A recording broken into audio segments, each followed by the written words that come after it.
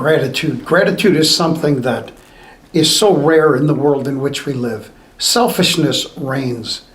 People's attitudes are not ones of happiness or thankfulness or gratitude for that matter. So we want to talk about gratitude from a little bit of a different perspective. First thing I want you to know is that gratitude cannot keep secret the one that it is grateful for. Someone that's really grateful, they can't stay secret about who or what was done for them. Again, gratitude is possessed. Gratitude, a person that's really grateful is so possessed in telling the world the one who has unselfishly captured it. It's true. The greatest weakness gratitude possesses is in its refusal to remain silent. Gratitude will not keep silent. We see that happening all over the Bible, is that when a person had God touch their life, Jesus would tell them, don't tell anybody what's happened to you, but they go out and they tell everyone. Gratitude, friends, scientifically can be proven that what it does is it will change an individual's life. That being grateful is good for you. And so here are 5 different ways that you can integrate gratitude into your life through science, or so-called. Number 1 is write down what you're grateful for. Now, scientifically, they did a poll, or they did 2 test groups. And one group there was told to have a journal that they wrote down in every single day about 3 things that they were grateful for that happened throughout the day. And then the other group was told that what they were supposed to write down was the things, or were the things that happened to them that were depressing, that they didn't want to happen. And so what happened was that at the end of the study, it comes out that the people who wrote down things they were grateful for were at least 10% happier and 45% less depressed. And this feeling of gratitude lasted in between 3 to 6 months for the people that were inside that study. Number 2 is kindness goes a long way. You know, in the book of Proverbs, chapter 19, verse number 22, it says that which is desired in a man is his kindness. I've been talking recently about that very issue, that there's a difference in between being nice and being kind. There are people that are nice, but they're not kind people because they have no action that actually corresponds with it. And there are people that are kind in life, but they're not nice. The story is told of a man, or a man who actually had a flat tire on one of the coasts. And the flat tire on the East Coast, there were people, every one of them stopped, but they started criticizing the man over getting a flat tire, over how he did it, all those things. But yet someone actually stopped and helped him fix his tire. But you take the very same issue to the West Coast, and they'll tell you, oh man, sorry you got a flat tire, man, that's so bad, wish you didn't have to go through all of that stuff, but hey, you know what? Man, I hope everything works out. Can you see the difference? One is nice, but they're not kind. The other one is kind, but they're not nice about it. So scientists that were studying positivity found that a one-time act of kindness, it caused an individual, once again, to jump up in happiness 10% immediately, and they left the shores of depression by 35% immediately, because kindness goes a long way. Another part about gratitude, number 3, is that it's never too early to start. I mean, even for your children, the people that are young that you know, those individuals can start in the arena of kindness even before they're age 8. There was a study that was done for young people in the ages of 8 to 11, and they all received lessons that showed increase in grateful thinking. How to begin to be grateful for the things that they had. And in those cases, even in 8-year-olds, it had long-lasting effects upon their life the moment that they were given those lessons on gratitude. What do I need to do about this? Lead by example. If you want the young people that are around your life to be kind, you need to be kind first.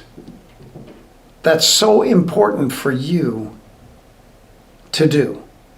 You be kind. You be the example. You be the individual that actually goes the extra mile so that the people that are around your life, they can enjoy the kindness like you have. Number 4 is that gratitude, it will boost your romantic life. It's an interesting thing, but some people call some of this paying it forward. And paying it forward is very, very true. And so with your spouse, your significant other, your special person, however you want to say this, that if what you do is that in the morning you tell them how grateful that you are to them and are for them and all of the things that they have done and that they do throughout the day, it's a more pleasant day. And at night, you don't have to live your life living in the icebox when you are kind. Because kindness, friends, it'll boost romance. Gratitude boosts romance inside of your life. And what ends up happening is that when individuals are questioned about this gratitude that their spouse or significant other has, what they tell them is that they are very, very satisfied with their romantic relationship. And all you were was you were just grateful. Just be grateful. How do you do this? In the morning, you begin to line your day with thoughts and words of gratitude for those that are around you. Just remember, if you're going to get hit with a bat throughout the day, one of those bats will be a metal bat if you're not grateful during the day. And the other one is like a Nerf bat that you get hit with because there won't be any negativity coming in your direction. The 5th thing that you need to do is say thank you. Just say thank you to people. Because gratitude can be especially powerful when it is expressed to others. Maybe not just in words, maybe in a thank you note, but even in a thank you letter. You just stopping and giving your time toward really encouraging other people. Encouraging them and thanking them, that special person, for the way that they've treated you throughout their life. I'd like for you to take a look at this video. After our first experiment on gratitude, we asked you guys for video responses. And you guys delivered. So take a look at what we did with it. Sit back, relax, and enjoy. I literally just watched the piece you did on happiness. Yeah, hello. Hey, Grandpa. Hey, Caleb, how you doing, buddy? I was crying while I was watching it. So today in class, I had my students write a letter of the person that they were influenced by the most, and they were supposed to read it to that person. And I did the same thing, so I'm going to read you the letter, okay? Okay. Well, I wanted to read you something, okay? Alright, appreciate it. Are you ready?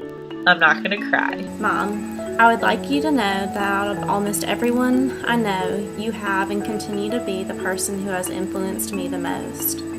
One of my first memories is resting my head on your belly and wanting to know why it was so big and yet so hard. I remember you saying, "Your baby brother is in there." I also remember thinking, she must love us a lot to let us stretch out her belly like that. My grandpa is one of the most influential people in my life. Mom, your name is Evelyn Gillum, who is destined to be with me, Jasmine Gillum, 22 years and some months ago.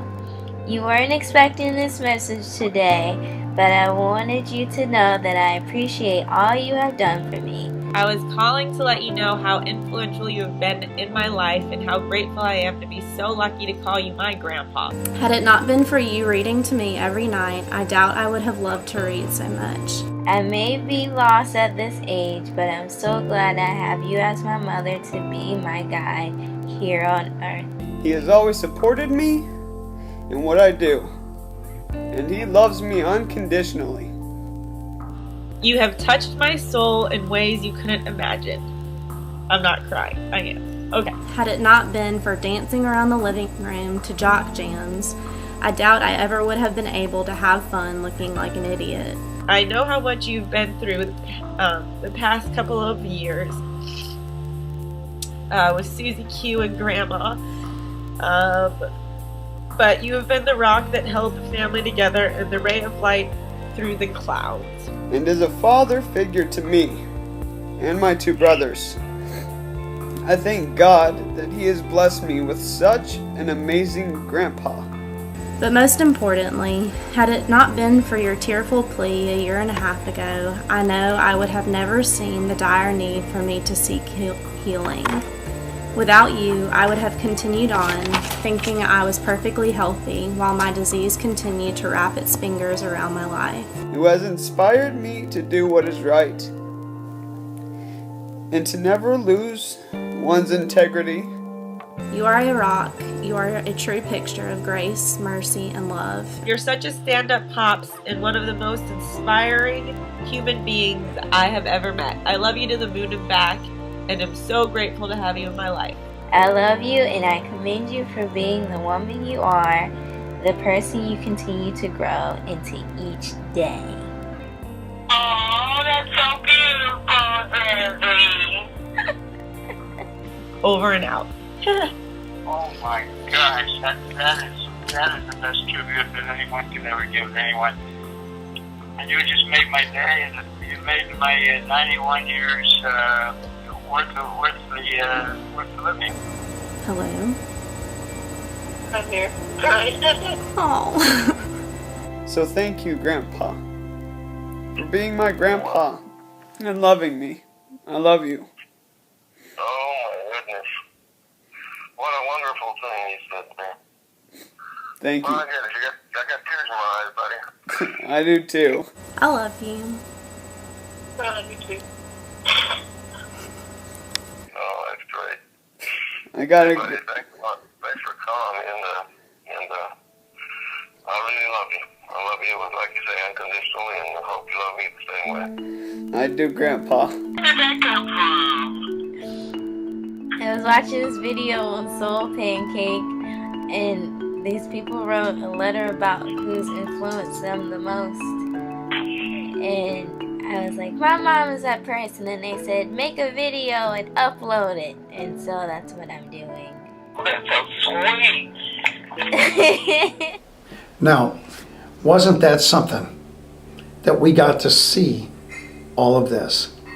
We saw everything that happened, and it's so important for all of that. Friends, tell other people how much you love them. Tell others how grateful that you are for them.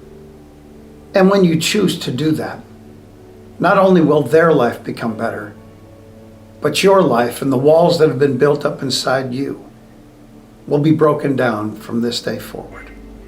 Let me first tell you how grateful that I am for all of you, how much all of you mean to me. Whether you realize this or not, Life can't be done without people in our lives. The gospel can't be preached around the world without people like you that are giving into it. You know, my relationship with God is the most important thing in my life. And I want to let each and every one of you know what Philippians chapter 4, verse number 19 means to all of us, but especially to you now. And that is that my God shall supply all of your need according to his riches in glory by Christ Jesus. Help me take this gospel around the world. If you would, just go over into the comments section and just click that link that you find right there and bring your gift to God. And until next time, remember this, that Jesus Christ will always be Lord.